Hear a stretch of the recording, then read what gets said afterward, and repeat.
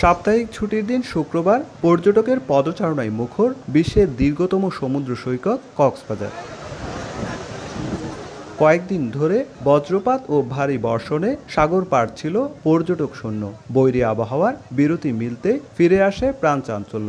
নীল জলরাশি আর বালিয়াড়ির বিস্তীর্ণ প্রান্তরে পরিবার পরিজন নিয়ে পর্যটকদের উচ্ছ্বাস। ঘোড়ায় আজকে প্রথম উঠেছি আর কি, খুব ভালো লাগছে। প্রিয়জনের সাথে কক্সবাজার ঘুরতে এসে আমার অনেক ভালো লাগতেছে। এখানে পরিবেশ অনেক সুন্দর উপভোগ করতেছি, যেমন বাইক চড়তেছি। ওয়েদারটা খুব উপভোগ করতেছি এবং কিছুদিন থেকে আরো বেশি উপভোগ করব। অনেকে আছেন যারা আমাদেরকে নখ দিয়ে থাকেন যে বিশেষ করে শুক্রবারটাকেও আসলে মিস করতে চায় না। তবে আনন্দ ঘন এই ভিড়ের মাঝেও সমুদ্রে রয়ে গেছে ঝুঁকি। বঙ্গোপসাগরে বায়ুচাপের তারতম্যের কারণে এখনও ৩ নম্বর সতর্ক সংকেত বহাল। এরই মধ্যে কিছু পর্যটককে নির্দেশনা না মেনে উত্তাল সাগরে নেমে পড়তে দেখা যায়। তাদের নিরাপত্তায় সর্বোচ্চ সতর্ক অবস্থানে লাইফগার্ড কর্মীরা। কেউ যেন মাঝখানে না যায়, কেউ যেন আউটসাইডে গোসল না করে।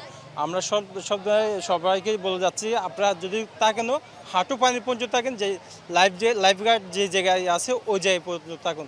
এদিকে হোটেল রিসোর্টগুলোতে চলছে বিশেষ ছাড়। পর্যটকরা যেন আরও বেশি আসতে পারে, সর্বোচ্চ ডিসকাউন্টের আওতায়, যে আপ টু 50%-এর আওতায় আমরা গেস্টদের জন্য নিয়ে এসেছি। হোটেল মোটেলগুলোতে বিশেষ ছাড় থাকায় কক্সবাজারে ছুটছেন অনেকেই।